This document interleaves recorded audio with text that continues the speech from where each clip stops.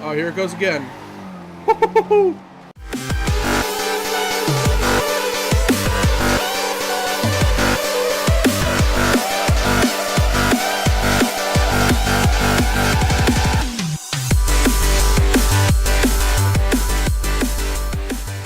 What is going on, guys? Devin here, aka Mispelled Rebel, and welcome back to Forza Horizon 2.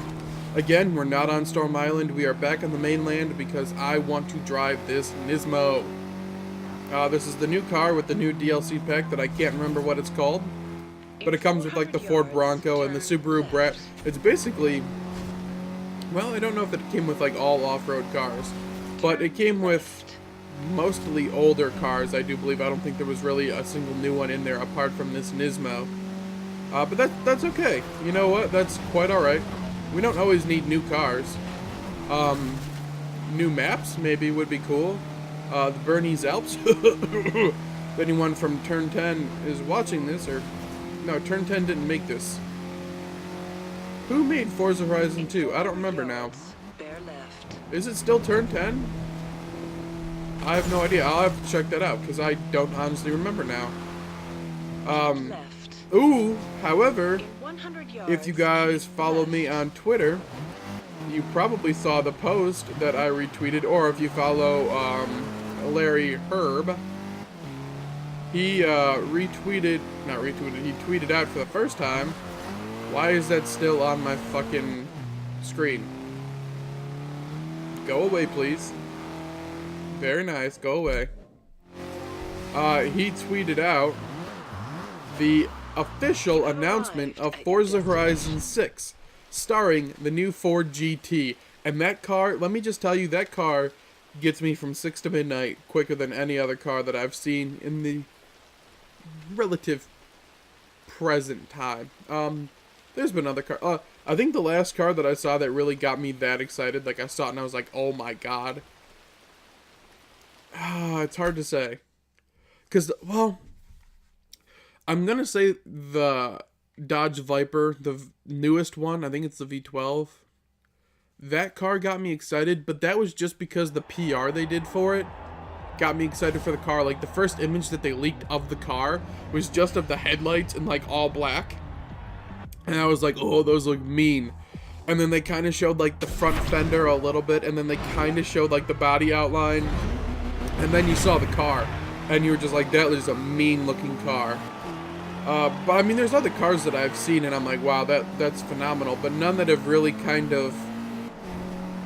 They did a good job with the Viper and with the Ford GT. Well, not really the Ford GT, but with the Viper, they did a good job of teasing you. So it was like a whole experience that you got out of it, not just looking at a picture. It was a drawn-out experience. So that car was on my mind for quite a long time.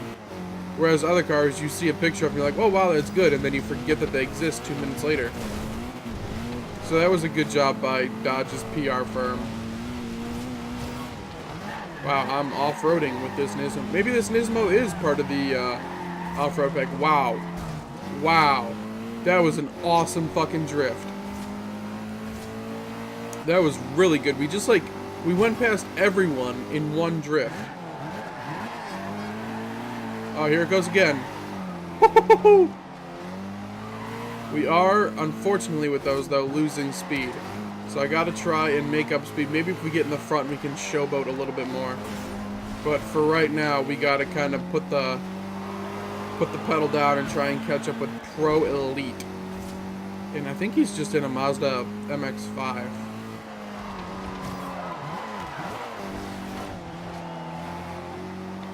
That was not a good corner. I took that horribly. Lost a ton of speed on that. Oh, come on.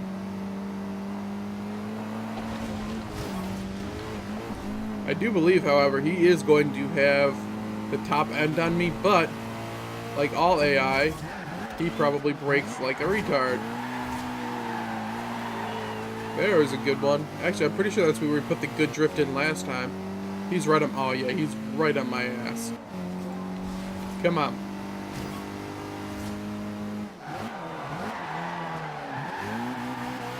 See, this thing wants to drift.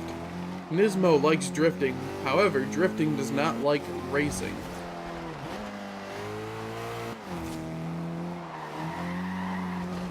So yeah, anyway, as I was saying before about the 4GT and Forza Horizon 6, I'm pumped for that game. Hopefully it's better than Forza Horizon 5.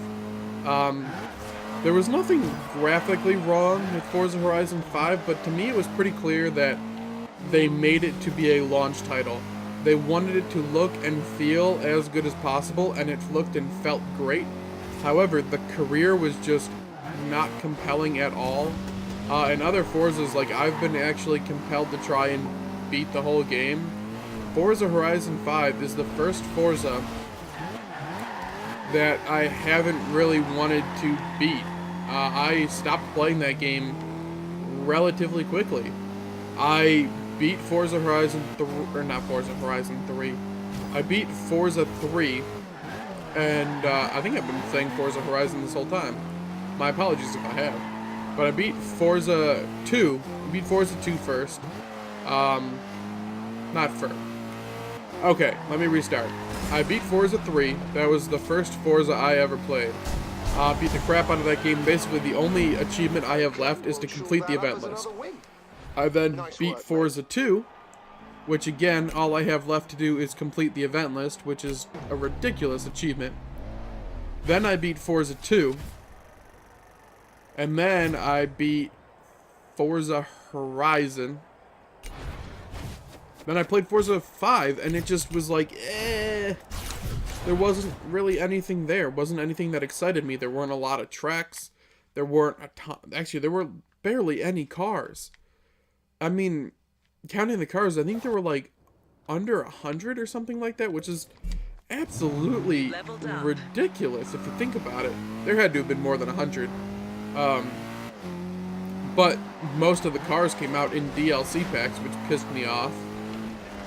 And the game just, to me, fell flat. So I'm hoping that Forza 6 will be a good racing sim. And if it's not, wow, this thing just took that corner like a fucking pro. If it's not a good racing sim, I'm sad to say it, but I think Project Cars might edge it out on Microsoft. Because Gran Turismo's been doing stuff to make their game better, whereas Forza Motorsport made everything great up until Forza 4, and then in Forza 5 they took a big dump. And I think a lot of people agree with me on that one, that they liked the graphics and they liked the physics, but it just wasn't there. You know, it just didn't feel like a complete game. It felt like a half-finished launch game. And in my opinion, that's just not good enough quality for a Forza Motorsport game. Your games are supposed to be top of the line. For a while, your game was edging out Gran Turismo. People on PlayStation were going, wow, I wish I had a Forza to play. And now, with Forza 5 versus Gran Turismo, I think 8 came out 3 years ago or 2 years ago now. Gran Turismo 8 looked great, and it made all of the Microsoft owners, the Xbox owners, look at Gran Turismo and say, wow, I wish I had Gran Turismo. Or at least it did for me. Because I think Gran Turismo looked phenomenal. I thought that looked like a great game. Especially that lunar mission. That was fun as, or looked fun as hell. I didn't actually get to play it. Unfortunately. It looked good though. It just looked fun. It looked like a good game that you could sit down and do a serious race, and then when you got pissed and rage quit, you could go drive on the moon and just have fun. And to me, that's what makes a perfect game. A game that if you're feeling a serious mood, you can sit down and play, and if you're feeling a fun mood, you can sit down and play. Kind of like Forza Horizon 2. Although the serious factor isn't always there, because of, obviously, not so much the jumps, but like all the body contact and all that kind of stuff, and the drifting is easy. So it's not always serious. However, it's pretty damn fun.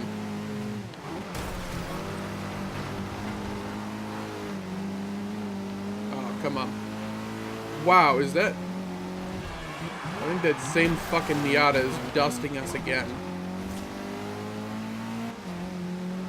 Get out of here, you Subaru.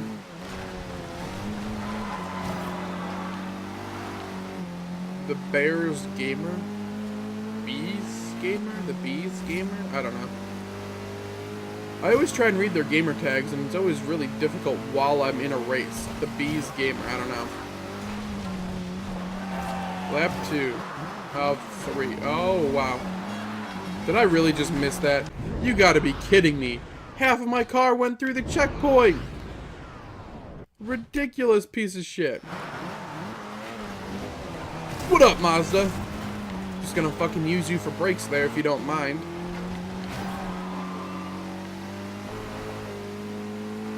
Well, now I think this is gonna be a pretty boring second half of the race.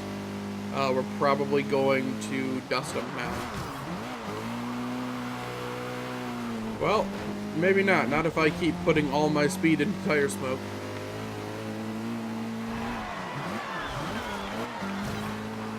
Which I may end up doing. It's a good thing that tire wear isn't on, because I feel like I would go through tires pretty fucking quickly.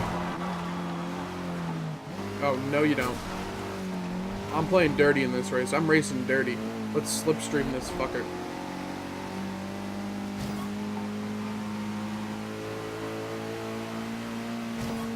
There we go, speed boost!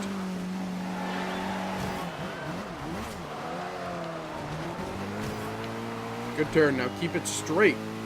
I have a very hard time keeping this car going in this straight line. Out of those turns, it's just difficult. I guess I have a hard time with a lot of cars in this game. If I don't want to have those problems, I literally have to spend quite a bit of time tuning the car exactly how I want it for handling. And unfortunately, I don't put that much time into this game as far as that stuff goes. This game for me is more of a plug and play. If you don't like the car you're in, go buy a new one and do a new championship. Which is kind of the beauty of this game. But I do like tinkering with the cars a bit more in Forza Motorsport than I do in Forza Horizon. Forza Horizon, I feel like the driving has been kind of softened up. So you don't really necessarily have to spend so much time tinkering with each piece.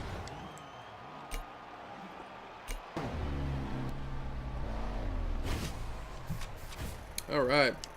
Well, I'm not going to end the video here. I have a little bit more time.